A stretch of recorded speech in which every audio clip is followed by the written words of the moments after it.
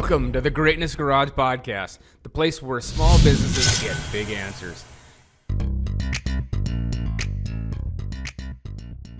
I'm your host, Brad Borkus, founder of Epitome Coaching and Consulting, and this is the Greatness Garage. Welcome, everyone, back to the Greatness Garage. We are so excited to have you. Derek Blacksher is joining us today, and I'm so excited. He is the owner of F45 and has a new book coming out. He's so value connected and so committed to his principles. You're going to love the stories that come out of this one, and you're going to put some nuggets in your pocket to use for yourself later. So, Derek, welcome to the Greatness Garage. Yeah, Brad, thanks for having me. Yeah, it's awesome. Yeah, I just love it. good. So you've done so much, and you've got so much exciting stuff to coming out right now. Introduce yourself to the Greatness Garage. Introduction. So I'm a native from native Texan, born and raised. I've been married for 15 years. My wife Lindsay, got three kiddos. My oldest, my daughter Briley, and then two sons, Daxon and Jet. And they're 11, 8, and 5. So our house is loud and crazy. And trying to manage businesses, it's people think that we have it all figured out at times, but it's absolute chaos. And we love it. So, pursued a professional baseball career for almost 10 years before going into business. And, I credit a lot of what I learned in that journey to where I am today in business. And I'm sure we'll get into that. But post baseball, started a personal training business where I would do personal training, traditional personal training in the morning, and then I would have baseball instruction in the evening. So I was really burning at both ends. I was, Yeah. 5 a.m. to 11 a.m. Pretty much Monday through Friday, and then I would work in the afternoons with baseball 3 to 9, and that was for 2 years. That was an everyday schedule. I would typically log in, anywhere from 8 to 9 hours on Saturdays. So had opportunities to make good money in that, but quickly realized, my daughter Briley, she was I think 3 at the time, and I realized this is not the life that I envisioned. Yep. And learned a lot from that. And so lots of lessons learned from that journey. I as you mentioned earlier, I have an F45 fitness franchise, F45 Greatwood. I opened that February 3rd, 2018. And out of that have grown a performance coaching business called Fortified for Life. As you mentioned, also recently completed my first book called Built for Storms, which Congrats, that's a big is set. deal. Yeah, man, I'm super excited. Set to release November 4th. And some of I guess where I have a lot of fun in what I do, I also lead backcountry backpacking leadership retreats called the Fortified Man. And then also have a father and son retreat business where we take father and sons camping and really teach principles, what we call Fortified Five. So, I really just love the space of coaching and developing men. That's really, my mission, I feel, is to fortify more men, and we can get into that. But it really just, I love this space of coaching and human performance and just developing and leading people. I guess, a fun fact. I don't know if you've ever heard of something called a Masogi challenge. This is a Japanese tradition where the Masogi warriors would stand under a freezing cold waterfall for like 24 hours, and it's kind of a purification process. And it's been westernized, of course, as things have. And so this year, I'm like, beginning of the year, I'm like, I'm doing the Masogi challenge.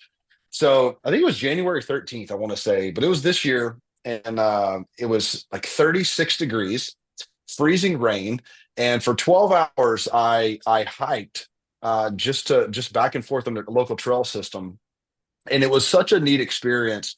I say neat. Neat might not be the word I would use, but it was a very enlightening experience. Yep. And we can get into that some more. But that was a fun fact. If you're interested in a Masogi challenge, look it up, and it's quite interesting. And pick it for tips, yeah. Because it's interesting. You look at that stuff when you get to the raw elements of it, and it strips everything away.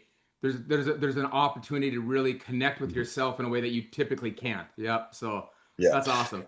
So you were yeah. The saying cool thing with the the fourth, right? The 4th of November yep, is the yep, date for November the, yep. So 4th. everybody mark it on your calendar. This 4th of Yeah. November. The Built for Storms is coming out. So check it out. Yep, it'll So be that's awesome. available on Amazon, and yeah, that's hard copy or ebook as well.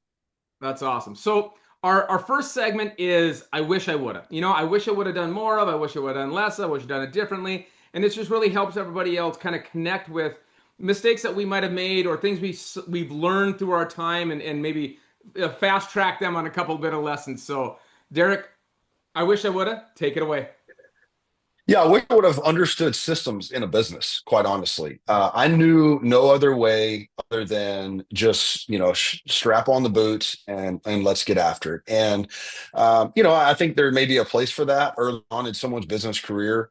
But what happened is about 6 to 7 months into putting up the studio, again, I was very much what they call a solopreneur, right? I was doing everything. I was cleaning toilets, I was taking out trash, I was vacuuming, I did literally everything. I was making sales calls, also coaching 40 classes a week at the studio. And so really, I mean, it was pretty consistent logging in 90 to 100 hours a week was pretty consistent. And about 6 or 7 months in, I remember it was a Monday night. I was in the front of our studio, and all of a sudden we'd gotten finished with our last class of the day, and I just body was like done, right? And so I remember we've got these sleds that you push, for exercise. And I remember just sitting there, and I think I sat for 40 minutes without moving. And I remember one of our coaches, she was working with me, and she was super concerned, like, what is going on? And I just was done. My body was completely just done. And she ended up calling my wife, super concerned. And what happened? I ended up being able to get to the doctor, and I had gotten diagnosed with overtraining syndrome. And I was Wow. thinking, what in the world? And so what this, probably some ego and pride in there. And I said, overtraining syndrome, like, I'm a former professional athlete. Like, I understood it in that space, but what are we talking about in business? This makes no sense. But man, got blood work done. I mean, my blood work was so jacked up. I was all out of whack. And so that's a really, I wish I would have, had I known systems and delegation. I don't even think I knew what the word delegation meant back then. So it was, that was definitely a wish I would have, Yeah. moment where, we're really just, it was a, I don't know, you don't know what you don't know type of moment. Yeah. And I just said, I'm just going to grind out and bootstrap this. And it just, Yeah. kind of came back and bit me a little bit. And Derek, what I love about your share right now is I think almost to a person we can almost sit out there going, that's me. That's me. Because we Mhm. get that. And it's interesting how many times I've had clients that have come to work with me even that what brought them there was a heart condition, a failure of some form of the body, of the physical body, a failure of the relationships. It's like we're smart, but then we're really dumb. And like it's like we Yeah. don't see it. And then all of a sudden it's not until that crash and that absolute just like destruction of where we go, oh, I or my relationships might die here, and then we actually Mhm. then and we take the steps to move that. So that's great. Yeah. Yeah, what a great yeah, that's Yeah. And, some awesome. things I learned in baseball, I was a right-handed pitcher, and, I really got caught up in that chaos, I guess, of opening up a new business. And there was a thing I used to do when I was pitching, and you're pitching in front of thousands of people, right? You're Mhm. the guy on the mound, you got the ball, you're in the spotlight. But what I learned in baseball was simply to step off, right? Just step off the rubber, take a deep Mhm. breath, and refocus. Mhm. And I didn't carry that principle on to business in that moment because it was just so fast. It was so much going on that Yeah. really all I needed to do is step off, take a deep breath, reset, refocus. But again, I had never practiced those muscles in a business setting. So I just didn't know how to do it at the time. Yeah. So I think there's a lot of And parallels in baseball that apply in business and life. yeah, and I think what the challenge sometimes, like in the baseball, like you said, the crowd is yelling and it's there and it's Mhm. powerful. It's I would say it's the difference between being acute and then in business it almost seems chronic. It sneaks up on you, doesn't it? Like you Yep. didn't realize Yep. you needed to step off until you should have stepped off a long time ago, right? Yeah. Yeah. Yeah. Interesting. Yeah. Interesting. Absolutely. That's so Absolutely. cool. Yeah, so and as you wish you would have, like it's interesting how you get to look back now, right? Mhm. I really appreciate so much that your share there because others, as you listen to this and you don't have the systems I'd like to have, that investment is worth more than you can say from the financial return or the Mhm. upside, the growth of the scaling of the business, which is the beautiful term. Now we want to scale fast. More than just the ability to do that, there is your life is at stake at some level, right? And understanding that. So awesome. Yeah. So when we Yeah, I ask, think I wish I'm, oh, good, good. I think maybe looking back on some signs that this was kind of coming into place. I hear you saying it was acute versus chronic, and I think there were signs I probably ignored, Mhm. quite honestly, Yep. and that was really in the home setting, right? Of it's and I think for a new entrepreneur, or even someone that's seasoned, I think it's important to answer the question of what are you willing to sacrifice? Because Mhm. what I sacrificed was the mental and emotional presence at home. I was fortunate to be at home at times, but man, I wasn't there. I was Yep. physically Yep. there, but mentally and emotionally, I was just non-existent. And so it really hurt my life. It hurt the family life. Thankfully, we were, uh, I would venture to say my kids probably don't remember. So I guess that's one silver lining there.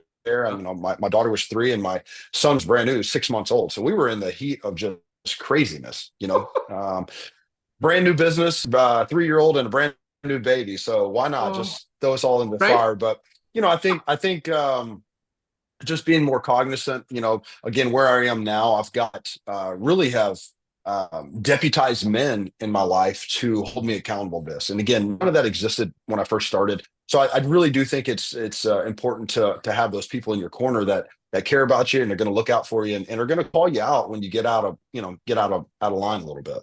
Yeah. And I want to call something out here and focus on everybody to understand. Listen what he said, deputize men or deputize people in his life. He's given them the authority. He's given them the responsibility to call him and hold him into his guardrails that he's established. And I think I really love that you said that. And coaching, sometimes people come to coaches for that. But you also got to really have that in your daily life, and then coaches, we can actually help kind of reach out and clarify next level stuff that shows up, right? But and I love that you it's funny too, right? You recognized that the way that you were running early on, training and then doing the morning training and then the evenings baseball. I can't run like that. But then we shift ourselves into something and we tend to run the same thing. And Mhm. we burning it out. We're not getting enough family time, and then we go over here and don't get enough family time. And it's not until you recognize going, oh, I could lose the love of my life. The thing that I have said and I said is the most important thing in my life. I'm putting at risk, and you became Mhm. aware of that. That's impressive. Yeah. Yeah. Yeah, absolutely. And things started to shift a little bit, honestly, when I hired a coach. I remember the one of the very first questions that really moved the needle.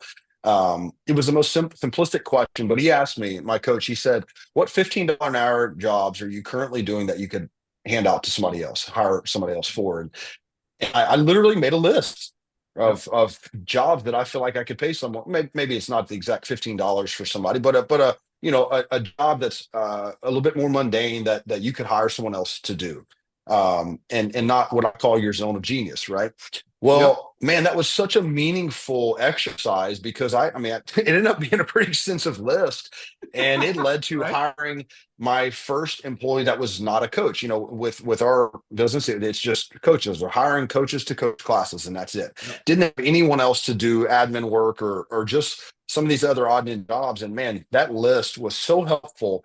And it really kind of gave me a blueprint of, hey, here's really how to. I'm going to make a job description off of this, Yep. and I am looking for a person to do these things. And so that was kind of the first step in this delegation and getting some things off my plate. And it allowed me, you know, in the business world, they say, you got to stop working in your business and work on your business. And Sure.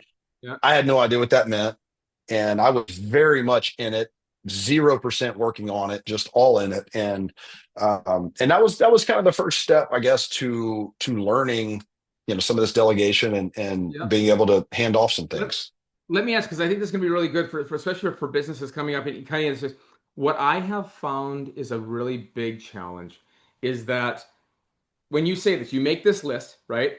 And you say, this is the amount of hours that I'm putting in that I could have a 10, 15, $20 an hour person. I could have somebody else do. Mhm. And then you say, well, this amount of hours it takes me. And so they're probably going to learn. So it's going to take 15% more, right? This is the amount of hours it has. and then you put the math to it of here's what it costs per hour. How did you go through the process of saying, okay, this is going to cost me an extra $5,000, $10,000 a month. I've got to make that up somewhere else. How did you go through the process and how did you do it to offset that investment or that expense so that it became a good thing, not just for your mental health, but for your business as well? Yeah, so I think that's two things there. What I hear you say, I think of one, I think it goes back to values. I value my family more than I value my time. And so what the first thing, it gave me a little bit more time with family, and I got some time back. So that was a huge thing that quite honestly, I don't know if you can put a cost on that. That makes the I, worth it, right? Yep, gotcha. Nope, yeah, yep. it absolutely makes it worth it. But then also what I realized was just from on the business side is, you know, for us, selling memberships is a key cog in the wheel. Yep. And what I realize is, with me being in the way of that and not being able to really give it the attention it needed, is that leads were slipping through the cracks. Things were, our standards would sometimes slip because it was me trying to do all of it. And Mhm. I couldn't do every aspect at 100%. So Yep. I guess I was marginally doing a lot of things versus being able to focus on the most important levers in the business. And that's what I started focusing on. And so then it just grew. I had better focus on what I needed to do. I had, a person in place to focus on the things that they needed to do. And we had clarity on what our roles were, and it grew from there. And so I think that was a really key component in, when you just sit down and do the math, it makes no sense. I mean, I knew, okay, I need you to Yep. sell X amount of memberships to cover your wages. And it was just a no brainer at the end. But man, there's such a, like, this fear and a hesitation because I'm like, oh my Mhm. gosh, I'm gonna, I'm gonna add this expense. And so it's like you got to take this leap of faith, but yet you're not sure if it's going to be there. And then after the Yep. fact, it's like that was an absolute no brainer. Like, why did I do this 5 years earlier? Or whatever it is. Yeah, So and you know what? I love one thing I want everybody to really listen to it as he went through this process. It's really good. And there's a saying that says this: you cannot improve any system in which you are one of the main cogs. mm, Because you, like you said, you can't review out yourself that you're in, and it just you can't see it in the same way. So as you stepped out of being the only person in that sales position, you can watch somebody else sell that subscription or that membership, and you can refine the process. And by refining one process, it's interesting in the distribution business. People always said, "Oh, you got to get the big sales and the new this." Like, no, no, no. I want to fix. I want to save a penny for those things that we do 700,000 times a week.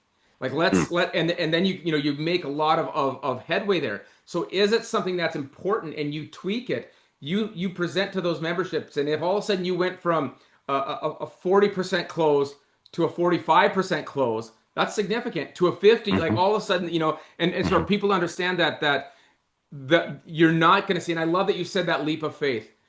When you look at it from where it is, there is the things that hold us back are fear and shame and self-doubt and that way that we judge ourselves. And if we step out of it and assess it as a business, working on that business and treat it and say, how would should we do this? And then it takes the faith and the leap. I love that you mentioned all of that. Everybody, that's a perfect game plan of what it feels like, what it looks like, and what you need to do when it comes up to that stuff. So beautiful. I appreciate Yeah. that. So Yeah, I'll awesome. say something just to kind of touch on a couple of things you said was, I read, there's a great book I highly recommend called The Road Less Stupid. Great title, right? But it's by Keith Cunningham. And he talks about this when you're talking, I think you'd mentioned like the spoke, the cog, but Yep. he talks about the term concentration risk. And this really was eye-opening for me, is our business was at a concentration risk. And what he explains in the book is a concentration risk is when a business relies too much on one person, one client, Yep. one thing. Yep. And we were too much at a concentration risk because of me. And what if something happened to me, this business wasn't going to work. And Yep. that's not good for this, long-term sustaining of the business. And quite honestly, what I realized from this too is that, hey, there are people that are a little bit better at some of this aspect than I am. And so when I actually got out of the way, it grew. It was like, get out of your own way and Yep. allow people to be really good, and find the right seat to put them in. on the bus, and man, we started growing and flourishing. That Well, was and good. that was just another eye opening thing for me. Is this ain't all you, bud. Like, Yep. let some other people partake in this, and they want to be part of the team. And what you pointed to was like a beautifully honest thing that happens. As we learn to do something, sell membership, something like that, we get to a point where we feel we're pretty good at it, right? Mhm. And unfortunately, what happens there is we are good at it, but then our ego comes in a bit and says, we're good at it. How could Yeah. anybody else be better? Right? Like we've worked so hard to be good at this. How could someone be better? And you lose that perspective that there's some people that you've had to learn it. Some people were born with it.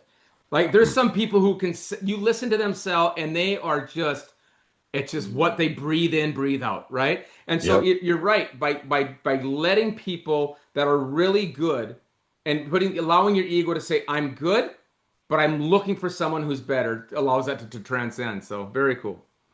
Yeah. So awesome. So Absolutely. the next segment we have is I love this one. It's you're not going to believe this. And it is the beautiful, hilarious stories that come out from running a business. It can be anything from employees doing something or a deal that went sideways or the massive amount of experiences that we have and letting everybody else know that, hey, we're not crazy. It happens to all of us. So, Derek, you're not going to believe this. Take it away. Yeah. So really sorry. This is the process of us getting into F45. And we found a business partner that I was going to partner with, and we were looking for a space to lease and going around. And we had found a space actually next door to my current space. And um, it was a deal had fallen through kind of in the 11th hour on a space we were looking at prior to. We were pretty bummed. So we were searching and searching. And I think it's like 10:30 at night. And we go by and look at this place, and we're looking at it, and then the guy next door which again is our current space right now. He comes out and he's kind of vetting us, right, talking to us, and we ended up having about a 45-minute conversation. So we were looking at the space next door. He comes out and says, "Hey." Again, after the conversation, basically said, "Hey guys, I was not fully honest with you. I was trying to figure you guys out because I'm actually going to be out of this space in like 6 weeks. We've outgrown it. They don't want to work with us, and so we're going to be moving on." I was like, "What? This is a corner spot. Like this is what we need." Mm-hmm. And so was in talks with the realtor, or the broker, and so anyway, we go on. He goes, "All right, I'm going to let them know on the Monday of the week of Thanksgiving. This is like 6 weeks away." I'm like, "Man, I gotta push this thing for 6 weeks." So I'm just pushing on, saying all this different stuff. We're trying to figure out, and I told him, I said, "Hey, as soon as you know whenever you're gonna get out, let me know." And so he calls me. He says he's gonna call him on Monday, and I set up a meeting for Tuesday, right, the day after. And so he calls me. I said, "Hey, he said, I called him to let him know, so I can give it like 2 hours." I call him. Said, "Hey, I just got wind that this place is going to be going now. I know we're supposed to meet tomorrow, but I want to talk about that space, not the one that I was looking at." So Yep. they're like, "Okay." So then this is probably about a week and a half, 2 week process. Well, in the meantime, we knew we wanted the space. And so the current tenant, he had given us the keys, all right, to go into the space. We didn't even have a lease agreement. We already started demo. So we were going in at night with, I mean, scrapers and masks. Like we did all this stuff. Well, this was a Friday, December 1st, I think. Um, it was the morning of, and we had already been scraping and doing demolition work for like a week. We had no lease sign, no anything. Okay. And so we go in, and it's the morning of, they come to change the locks, and we are scheduled for 2 o'clock that afternoon to go sign the lease and do it. And the property manager shows up, and I got a respirator on, and I got a big scraper, knee pads, all this. I'm like covered in dirt and dust. And he was like, "Excuse me." And so I take off my mask. His name is David. I said, "Hey, David, how you doing, man? It's Derek." He goes, "What are you doing in here?" I said, so and so gave us the keys. He told us we could get started early. I figured we just kind of get a leg up on getting this demo. We're ready to get this place open. And so for 2 weeks, we were doing demolition work with no lease agreement signed, no anything. and we just started getting after it. So it was that Way, was way to kind of collapse the time between revenue, cash out and revenue. Nice job. right, right. So I remember going into that meeting that afternoon, and they looked at us and just shaking their head like, "What the hell are y'all thinking, man?" So it was yeah, it was kind of looking back and again having no idea on anything. I mean, I negotiated this lease watching YouTube videos. For weeks at night, Very I was cool. watching YouTube videos Yep. on how to negotiate a lease. I had no zero experience. I'd never leased anything Yep. formally, and I literally was watching YouTube videos on different interviews on how and what to look for, and it actually ended up saving us. Like we were able to minimize our personal guarantee was one thing I Nice. didn't know Yep. anything about. So there was little things that I was just gonna try and figure it out via YouTube. Well, and now, I'll let it. Here's a little trick for everybody. Now, I actually upload all of my contracts to ChatGPT. Now, I've got a private Mm, ChatGPT, but I upload all the contracts to read through them and tell me what do I not know, what am I missing, what is exposed, because it knows my business. And so, if you've got that, it's a great resource to go through a lot of language that can be very tricky and ambiguous. And just it'll mhm. just list out, and it might be a bunch of stuff, but it'll point all the things where I could be exposed. And it's just great to go through them and ask the questions. Yep. So Yeah, very yeah, cool. And yeah. So it was a crazy time. right. Well, and the best would have been like, going to sign and going, yeah, I'm not sure if we wanted this place. Yeah, Oh, shoot. That's amazing. yeah. But Oh, a big takeaway from that though was, and it's carried us on really what we do, but it taught us to act with a sense of urgency. Quite honestly, yep. we were ready to take action, and I really think taking urgent action matters in business. I Yep. think it's gotten us where we are today. It's also kind of bit us in the butt at times, but I Sure. think it has returned a good investment by really just taking action. You know what? There's a great structure in that too. And one of the things where taking urgent action benefits so much is, we talked about the thing that holds us back is fear, shame. The more we think, they say there's a saying that says the most dangerous place in the world is the 6 inches between our ears. And so by taking Hmm. urgent action, you move from contemplation and rumination into action. And so it doesn't allow you to do this. Now, when you act maybe a little too fast, right? What you then have to depend on is your skill set, your ability to make it work and react. And the thing is, you're much better at that than you are sitting back and thinking for years, right? Right. So love Yeah, that you I guys think have that, and it really makes sense. I think I underplayed just I guess, the human condition of resiliency and the Mhm. ability to adjust and pivot, quite honestly, because that was one thing that I think early on, maybe before this and in other endeavors, and were even in my baseball career a little bit, is it paralyzed me at first in regards to I thought everything had to be perfect at first. Like I got to Yep. have this perfect plan, the perfect structure, the perfect routine, all these things prior to, and that's just not true, right? We're resilient and we can adjust and pivot, and I think a lot of people maybe don't give themselves enough credit that you can figure some stuff out. Just take action and do it. You know. I, I I agree. Yeah, and that's the thing too. There's a saying that says you can't worry while swinging a hammer. And I mean, when you're set, you're focused where your fingers are at, right? Like you're not worried about all the stuff. Might it rain today? Like you're getting that done. And so I agree. That makes a lot of sense.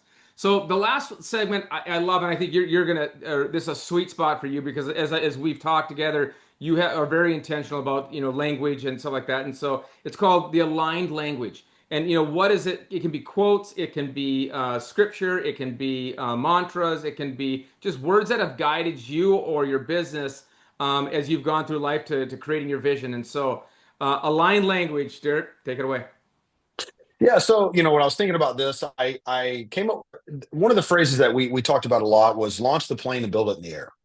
And that was kind of goes back to that taking urgent action. Now, sometimes when I look back, I think, hey, we launched the plane, we built it in the air, right? When I think now, Proverbs 29:18 says that where there is no prophetic vision, people perish. And I do believe in establishing a vision. There's no Yep. question about it. One of the things I guide clients through when I work with is I have them create a tombstone statement, and creating, thinking with the end in mind of what does that really look like? And what I coach people through and encourage them is, we it's important to have a vision, and then it's important to be aligned with that tombstone statement, because I believe in creating alignment from that tombstone statement, right? This is, what is your tombstone actually going to say, down to what I call the daily non-negotiables. And if what you're doing today is not in alignment with your tombstone statement, I often pose the question, then why are you doing it? Right. But it does start with a vision to create, this plan. But again, the what I see is that can sound kind of like an oxymoron, so to speak. Yeah. Um, Yep. but so often people get so hung up on the vision that they don't take action. And so that's where the launch the plane and build it in the air. We definitely took that at 45, and on many things. Another story with that is we signed the agreement, and every month, the beginning of every month back then, this is almost 8 years ago, they had a franchise onboarding the first week of every month, and it was in El Segundo, California. We signed it, and then I think an hour later booked flights, and then like 2 days later we were there. So we just show up on a Monday, the first week of October, and they were like, "Who are you guys?" And we're like, "Oh, we're Derek and Chad. We just signed the franchise agreement. We're here for the new franchisee induction." We're like, there's a process to get like all this going, right? I said, "Yeah, we already signed it. We're ready to go. We're here. Like, can you guys get us here?" So Yep. they made an exception for us, and got us on board. We were just ready to get this thing. I mean, Yep. from signing to opening was 3 months. From signing the Wow. franchise agreement to opening our business took 3 months. And, back to kind of taking the urgent action, one of the things that we negotiated, we had 8 months of no royalty, and we had 5 months of no rent. And so Oh, with us taking action, by the time we got to, the 5 months, we were already covering rent. We were already, had a membership base. yep. And then we got to the royalty, we were already profitable. And so basically we were profitable by the time we opened, because we had taken the action to negotiate some of these, rent abatement and the royalty abatement. So it was a huge win in that of again, taking that action though allowed us to get ahead, and we weren't dragging it out. I mean, there was stories of franchises that didn't open for over a year, and then there's caught paying royalties, and it just Mhm. it just drains you, it bleeds your Yep. cash. And so very important to take action. So all I'd say that with the aligned language, I do believe in taking action. I've maybe probably approached it a little bit more, trying to have a little bit of a vision in place now, moving forward than back then. So, I think there's a yin and yang there. It takes Yep. taking action and understanding you can pivot, but also not just, blindly shoot it randomly, Yeah. Well, and I want to speak back to something like what you did is, and I want everybody to kind of listen. Here's another nugget you get from this episode is, because he read through, did the YouTube on how to do the contracts. Businesses do not go out of business because they're not profitable. They go out because they no longer have cash. And so the cash management, even if you start and you don't get profitability, even in the first year, to have cash that is needed. And so by not only starting with cash to have a little bit that you need to be able to get through it, but also the strategic things you can do to push off cash to where you can cash flow, extremely important. So being aware of that, great share, Derek. Thank you so much for everyone. That's great for that. So Yeah. awesome.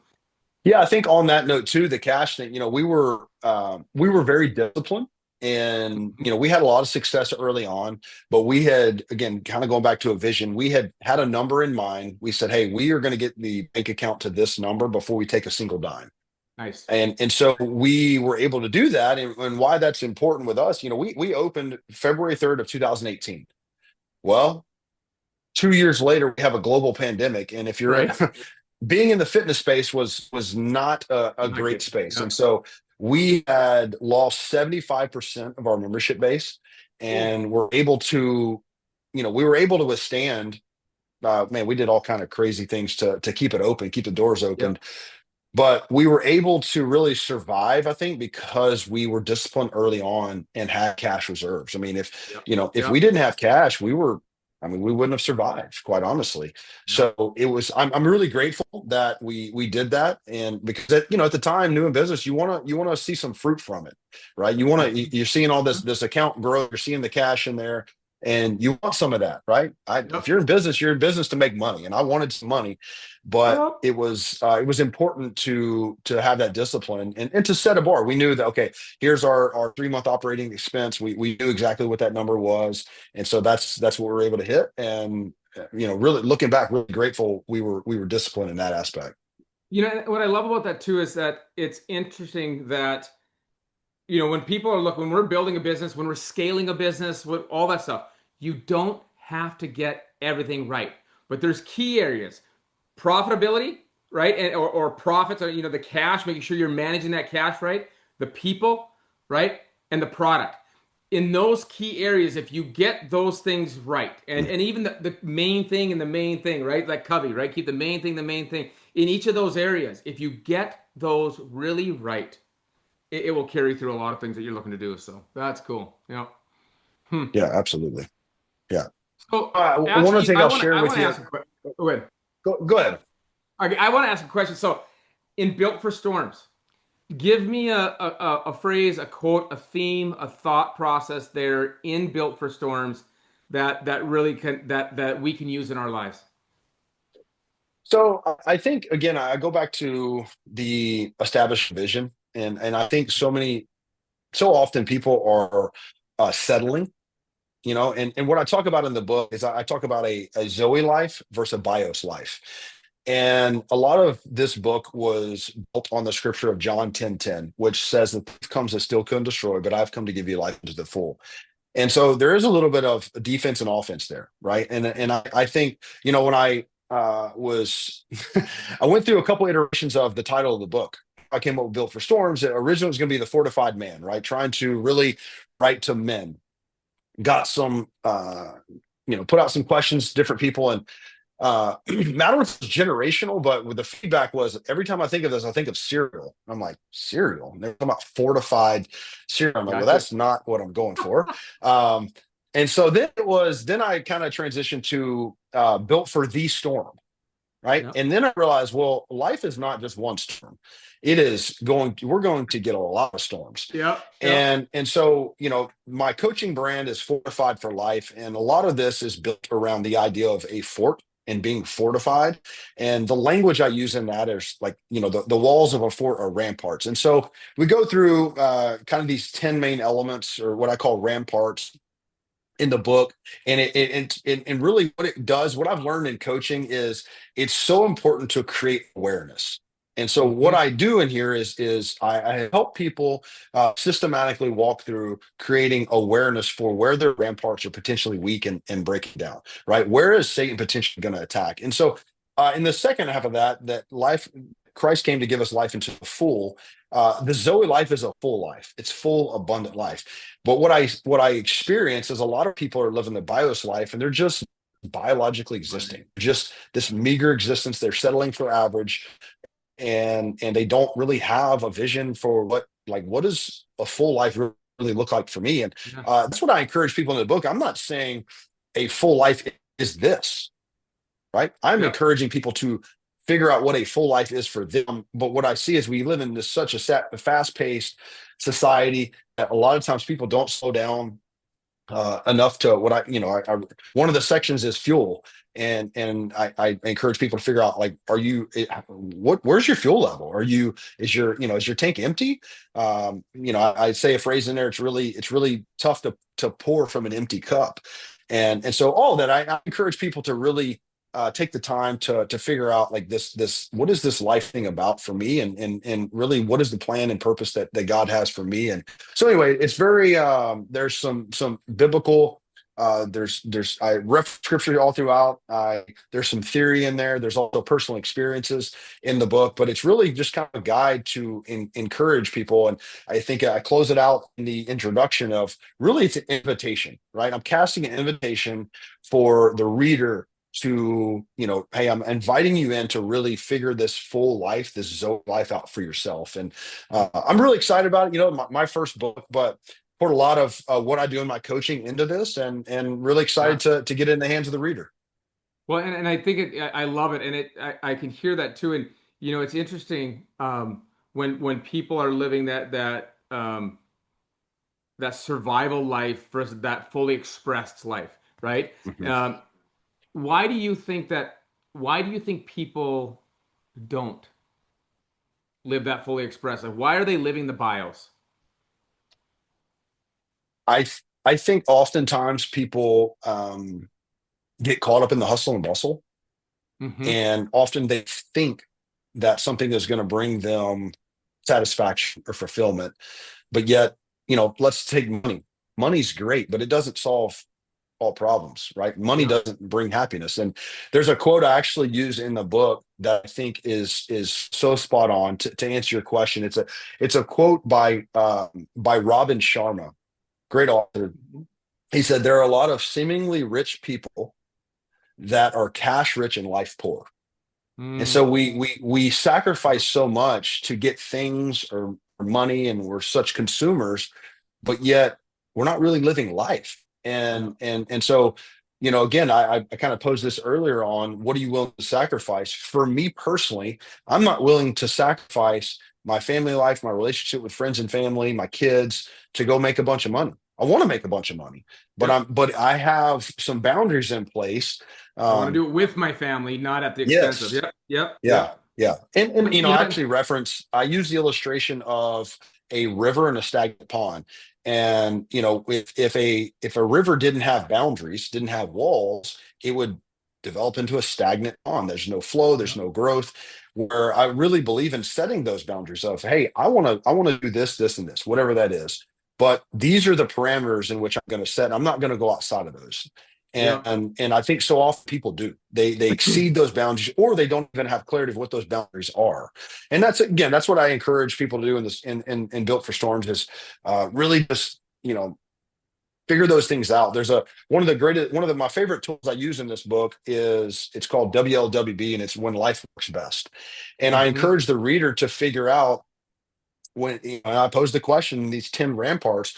Um, when life works best for me, we'll use fitness, right? When life works best for me on fitness, I'm doing what? And really just laying out like, what is the best routine and plan for me? With fitness, it's crazy. I get asked all the time, what's the best fitness routine? And it's funny, I own an F45, and people, I think they're expecting me to say, well, F45, right? That's the best thing. And my answer is simply the one that you're going to consistently do.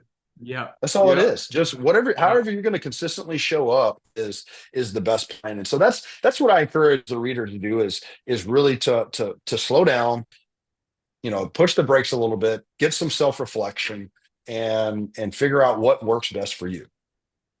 That's a great, and it's interesting, and I think we can all experience that we're looking for that, right? And we get wide distracted versus narrow focused. Mhm. And I think it's interesting. Ironically, it ties in with what I teach with the values. Go through that lens of those values to find like when life works best. Do those things. They could be Mhm. 5 things, and let the other stuff fall away until it has to show up. But then yeah, I just the awareness to have that, to focus, to be able to be there. Because like you said, the ramparts are the walls that we built that are built for the storms, and you don't just build a wall and forget it. Like you've got to continually repair that and Mhm. intentionally be building on that wall so that the next storm is prepared for that one too, right? Yep. Yeah. Oh, No, that's absolutely. awesome. We had a cool experience a few years ago. Actually, a lot of what I write about in this book got inspiration from Fort McHenry up in Baltimore. Mm-hmm. And Fort McHenry, stood the crazy battle. And what we actually got to speak about to one of the volunteers. I think he'd been there for close to 15, 20 years, and was just asking questions. And I remember asking, hey, how was this fort able to withstand? And one of his answers was the importance of the routine checks of the walls.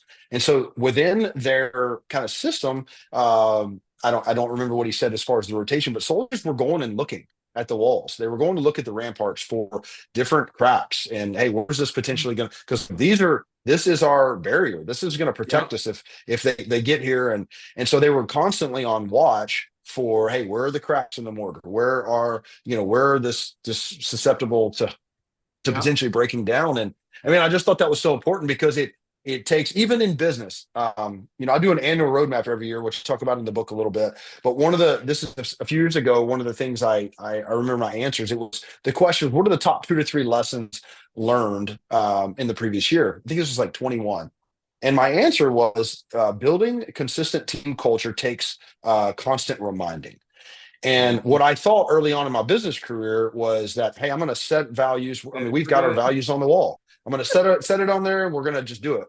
But what I learned is that is far from the truth. You have to reinforce your values over and over and over and over and over to where they're front of mind.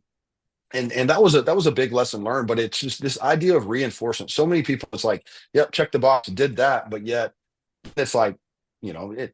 Again, coaching people, I hear it all the time. People set an annual plan, but then they do it in December, right? And then they don't look at it again, that Yep. plan, until the December the next year. It's like, well, how do we know where we need to pivot and adjust? And so anyway, again, that's some of the stuff I talk about in the book, just different systems to create some accountability, some reinforcement on, actually following through and again, reflecting. So, hey, this and this happened, so I need to pivot and adjust a little bit on, what the next quarter is going to look like, and so forth. So yeah, I'm really Yeah. excited about it. Well, and you know what? And I think we're excited. So November 4th is going to be out. Check it out. Derek, thank you so much for sharing the insights with the Greatness Garage. Greatness Garagers, go back and watch this again. Listen to those nuggets, pull them out, what serves you. And this is what the Greatness Garage is about. It's about business owners helping business owners and sharing ideas, thoughts, having conversations that you guys get to pick up little nuggets and referrals from and hopefully use in your business. So thank you all for joining. Derek, thank you so much for your time. We appreciate you so much. And everybody, see you on the next episode. Remember, action is what makes this information all worth it. If you need help figuring out what that action is, go to callwithbrad.com and we'll get some clarity and help you figure out what that should be.